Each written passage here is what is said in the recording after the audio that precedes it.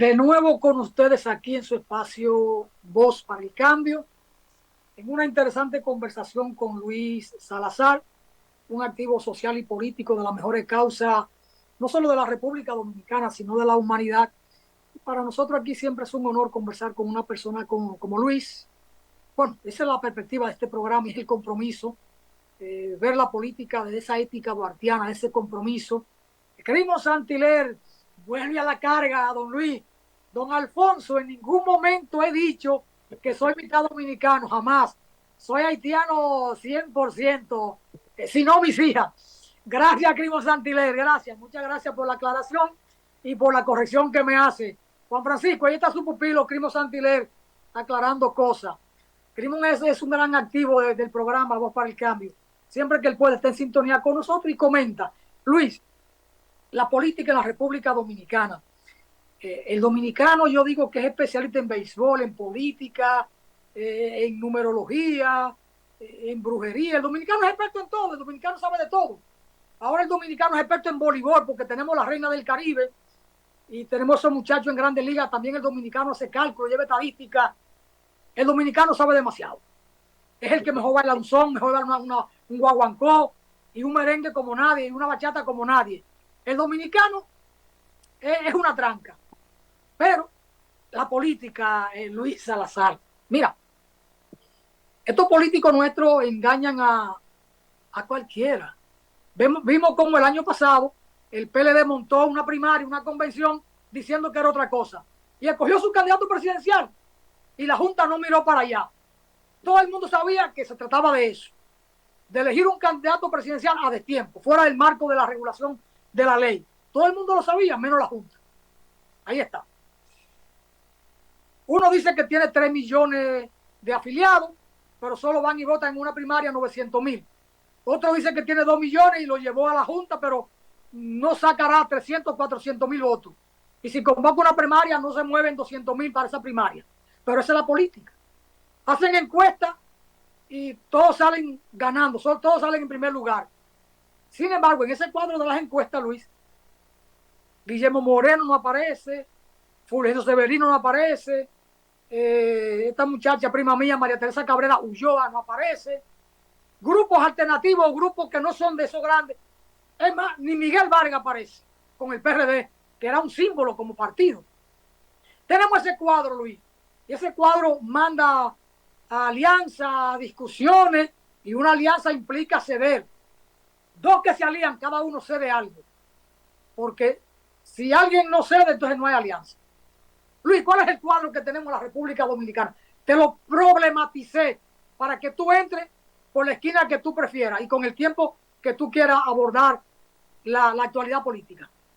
Muy bien, Alfonso. Bueno, lo primero es que estas elecciones se realizan dentro de un contexto en el cual hay tres fuerzas políticas, vamos a decir, mayoritarias y con posibilidades de jugar un papel importante, contrario a otras ocasiones donde generalmente dos fuerzas políticas se han enfrentado.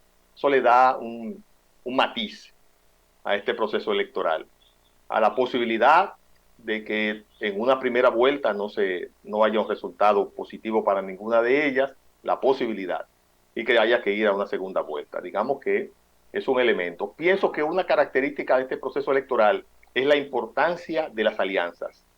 Todos los partidos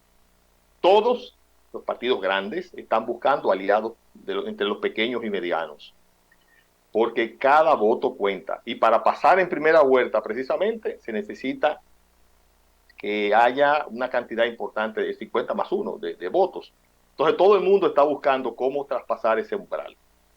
Por eso las alianzas son tan importantes. Y aquí entra un elemento que lo que prima ahora mismo, más que los principios, los valores, el proyecto común que hay entre partidos, es la aritmética electoral. La aritmética electoral. Es decir, ¿qué me aporta este? ¿Cuántos votos? Y qué puedo yo aportarle a él para fortalecerlo también, porque se trata también de que nos fortalezcamos los dos. Entonces, esa aritmética que hace mucho ya se implementó y hay gente muy experta en esa aritmética electoral, en sacar esos cálculos. es lo que está de una u otra forma primando en la República Dominicana. Más que, como se dice, acercarme a este porque tiene un proyecto común conmigo o tiene unos valores compartidos. Eso es así. Desgraciadamente, las fuerzas que compiten con mayores posibilidades por llegar al poder o por mantenerlo son fuerzas conservadoras, ¿verdad? Hay diferencias entre ellas, pero en lo esencial son fuerzas conservadoras. Los sectores del progresismo, de las izquierdas, como se le quiera llamar, no hemos podido alcanzar un umbral que nos convierta en posibilidad real de poder a nivel de las elecciones, a nivel electoral. Y ahora mismo no hay ningún otro camino para llegar al poder que no sea a nivel electoral. Entonces, ese es el marco general en que se mueve este proceso electoral. Evidentemente que el proceso electoral implica, exige que las fuerzas políticas, sobre todo las del progresismo y las izquierdas, pongan en juego la visión táctica. Porque si no podemos llegar al gobierno en este momento, tenemos que ver cómo, mediante pasos tácticos, podemos fortalecernos y avanzar para que en el mañana podamos ir escalando posiciones y llegando a un nivel que nos permita competir con estas grandes fuerzas.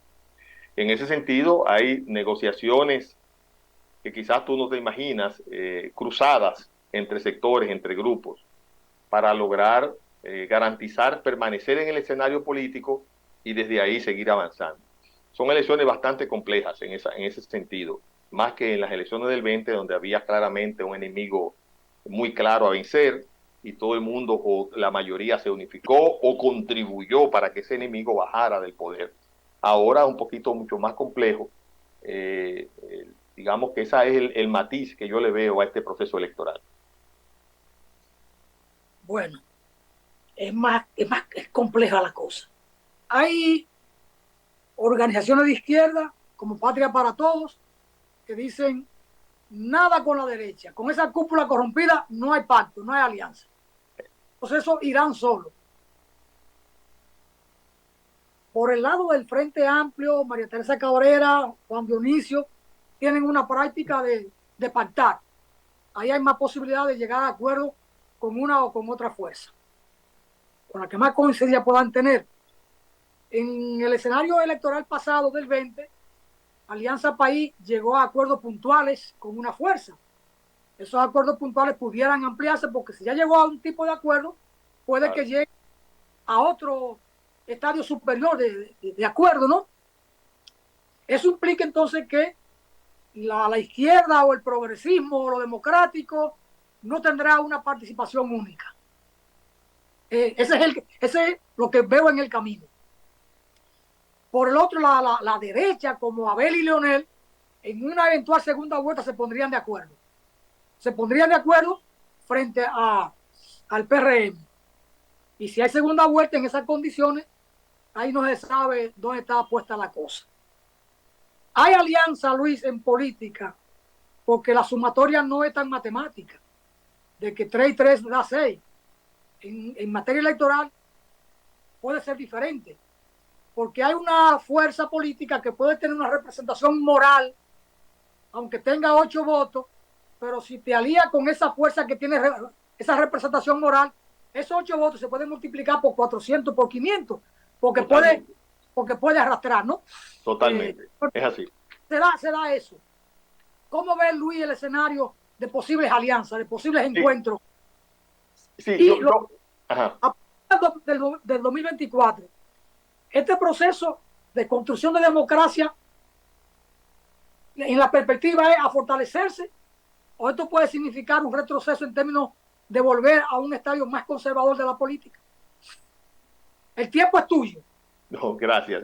No, mira, yo pienso primero, quisiera rescatar, tú mencionaste las candidaturas, digamos, importantes de algunos grupos del progresismo, pero dejaste afuera a Virginia Antares de Opción Democrática, que es su candidata hasta ahora, su candidata presidencial, una compañera joven que ellos están levantando. ¿Perdón? Es una muchacha joven, el nombre no lo... Virginia Antares. Y entonces, digamos, dejarlo ahí grabado, ¿verdad? De que la hemos mencionado y no la hemos desechado. Mira, yo pienso que, y me voy a referir específicamente a lo que han planteado los compañeros del Partido Patria para Todos, que ya no es movimiento, sino partido. Eh, bueno, cambiaron el nombre por una serie de circunstancias, pero ninguna fuerza política progresista en América Latina de estos últimos años, y quizás antes, ha ganado sin el apoyo de algún sector de la derecha o centro derecha. Es así. Lula ganó y se fue a segunda vuelta, porque en ese proceso de segunda vuelta se ganó sectores que lo combatieron cuando era presidente y a Dilma la combatieron también. López Obrador llegó aliado con un partido de derecha, creo que un partido cristiano incluso.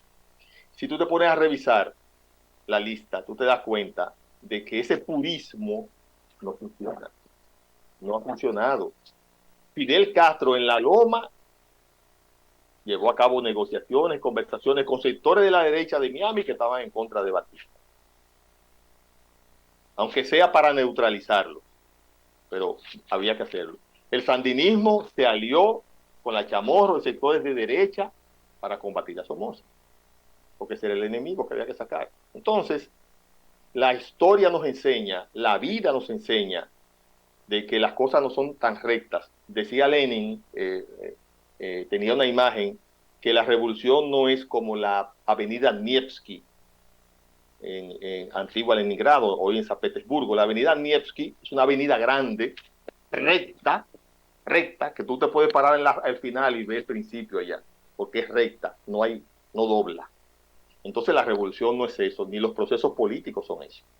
Entonces esa visión no ayuda, no coadyuva para que podamos avanzar.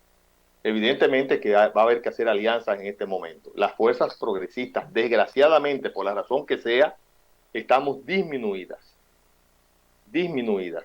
y no podemos trascender por sí solas en este momento. Necesitamos un pie de amigo para poder trascender. Ahora bien, en el momento de ahora, hoy, yo pienso, y el sector al que yo pertenezco ha identificado, que el enemigo a vencer es el retroceso. Que nosotros no podemos permitir que después que este pueblo se movilizó durante años a través de la Marcha Verde, podamos permitir que regrese el PLDismo en cualquiera de sus dos variantes. Como pasó en el 86, que tuvimos 12 años de sangre y fuego. El pueblo dominicano lo sacó del poder a Balaguer. El PRD llevó al PRD al gobierno. Y por el fracaso del PRD volvió Balaguer 10 años más. Eso es un fracaso para el pueblo. Y entonces, en este momento, el regreso de ese sector que se desplazó, primero un sector que si llega no es tan fácil sacarlo, ya nos lo enseñaron durante 20 años. Y es un sector que tiene el enriquecimiento de sus miembros, de sus dirigentes, como una divisa central. Crearon un mecanismo, las dos facciones, para que en cada uno de los gobiernos se fortaleciera las fortunas de dirigentes que están ahí. Los conoce todo el mundo, son funcionarios públicos, son legisladores. Tú no te explicas cómo fulanito de tal, que un tipo que nació en un pueblo, y no porque nazca en un pueblo, en un barrio, en cualquier sitio, hoy es súper millonario y pueda competir con la fortuna de cualquier oligarca dominicano, de viejo cuño, un Bichini, un Cabral, un Armenteros, un Corripio. O sea, ¿cómo? Pero venga acá, ¿qué fue lo que pasó? No. Implementaron durante 20 años un sistema para fortalecerse económicamente, incluso compitieron con los sectores económicos dominantes. Por eso esos sectores en algún momento dijeron, bueno, espérate, esto hay que pararlo, vamos a parar esto. Aunque ellos no le amenazaban sus intereses directamente, pero dijeron, espérate, no están compitiendo con nosotros. Entonces, el regreso de ese sector, independientemente de todos los elementos que debemos criticarle a este gobierno, pero en este gobierno no hay una política de enriquecimiento de sus funcionarios dirigida por el presidente de la República, como hubo con Leonel Fernández y con Danilo Medina. Aquí hay corrupción, pero no hay una política en ese sentido. Y este gobierno, porque se montó en la hora de Marcha Verde y se comprometió con ese sector, el que ha desarrollado la idea del Ministerio Público Independiente y por eso hay unos procesos judiciales que posiblemente no lleguen a nada, porque la justicia dominicana es la retaguardia del sistema de corrupción de los partidos políticos de la República Dominicana. Por más esfuerzo que haga doña Miriam, con todos sus funcionarios ahí, es posible que no se llegue a gran cosa, porque hay un valladar, hay un muro que impedirá que eso llegue a buen término. Pero es este gobierno, con todo lo que podemos criticarle y debemos criticarle, que ha propiciado eso, sobre la base de que llegó comprometido con un sector de la sociedad que se movilizó para que eso se hiciera. Entonces, esa es un poco la complejidad del asunto.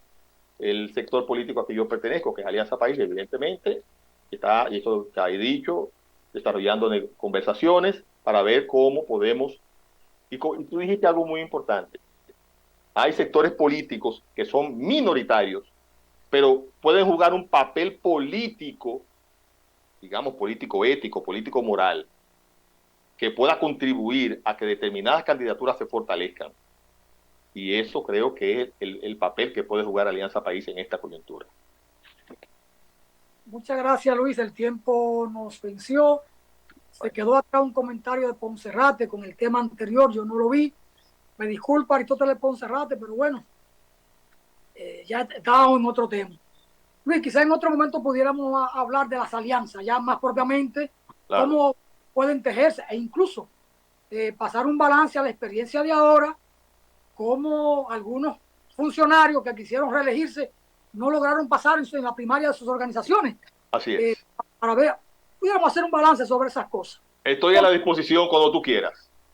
Muy bien. El próximo miércoles, Luis. Bien, bien. Magnífico. A mi hora.